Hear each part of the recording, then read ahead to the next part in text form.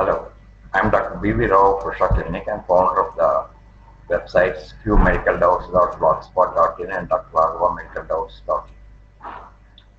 Today I am going to discuss about the atresia of urogenital sinus. Among atresia, most important is the congenital form in which the lower end of the vagina is imperforate either just above the hymen or at the level of the hymen. So the obstruction is not due to the hymen, which is present and normal below the atresia. The expected onset of menstruation is delayed, and the monthly intervals, the patient complains of pain in the lower abdomen and of such general disturbances as headache, constipation, and malaise. The patient or the patient's mother seeks medical advice either because the onset of menstruation is delayed or retention of urine has developed. The patients are usually 16 years of age. In case of imperforate hymen, menstruation precedes rhythmically, but the menstrual discharge becomes pent up in the vagina and cause the condition hematocolpos. By the time the patient seeks medical advice, a large tumor develops which fills the pelvis and can be palpated in the lower abdomen and may be visible. And the patient is examined from lateral side. On vaginal examination, the imperforate hymen bulges externally and the retained dark colored blood can be seen through the thin transparent septum. The retained menstrual discharge is fluid consistent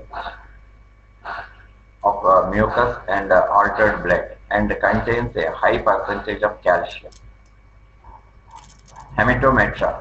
The vagina is capable of very great distension, so that in case of hematocolpos, it is not uncommon for a large tumor to be found which almost completely fills the pelvis, pushes the bladder forwards and upwards, almost occludes the rectum, and extends out of the pelvis into the abdominal cavity.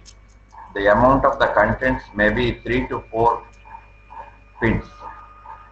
The uterus can be palpated on the upper surface of the tumor by abdominal examination.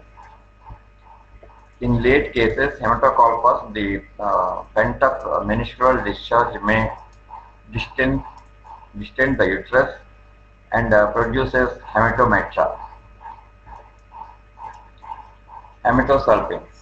The blood may extend upwards into the fallopian tubes and pass into the peritoneal cavity, whereby producing peritoneal irritation. Adhesions are formed around the abdominal ostium of the fallopian tubes, which close the lumen and lead to the production of hematosalpinx. Such cases are very rare, and in most instances of imperforate hymen, the retention of blood is restricted to the vagina. Hematometra and hematosalpinx should be regarded as very exceptional complications of imperforate hymen. Very rarely the contents of hematosalpinx ruptures and discharges its contents suddenly into the peritoneal cavity. Then severe pain is produced and the patient passes into a shock and collapse.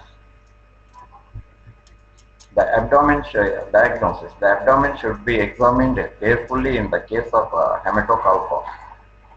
If complicated with hematometra and hematosalpinx, if uterus is enlarged or if there is tenderness in the region of fallopian tubes, the prognosis may be grave. In vaginal atresia and cervical atresia, where the obstruction affects the upper vagina or cervix, distension of uterus and fallopian tubes which with the blood is much more frequent than with the atresia at the lower end of the vagina. Diagnosis. Ultrasound and CT scan may reveal the picture clearly. Otherwise, laparotomy, where the accessory cornea is recognized by position of the attachment of the round ligament. Treatment. Hematocolpus. The treatment of hematocolpus is excising the septum at the lower end of the vena and, if necessary, inserting a few hemostatic sutures in the edges. Most important consideration is to determine where the uterus and the fallopian tubes are distended with blood. After the evacuation of the hematocolpus, while the patient is under anesthesia, the cervix should be exposed with the speculum. If aught is found to be closed, it can be taken as certain that the menstrual discharge is not retained in the uterus or fallopian tubes, and no further surgical treatment is required. On the other hand, if cervix is dilated and hematometra is present, no bimanual examination should be made for fear of disseminating any infection of upward, and the patient must be given full course of prophylactic antibiotics. As long as the response to conservative treatment is favorable, the patient is kept under observation, and at the end of the month, bimanual examination is performed. It will then be found that uterus has evolved to normal, and all the adnexal swellings has subsided. The only untoward sequelae may be tubal occlusion, which can be treated later if necessary when the patient is married. That is all about the atresia of the genital sinus. Hematocolpus, hematometra, and hematosalpingo.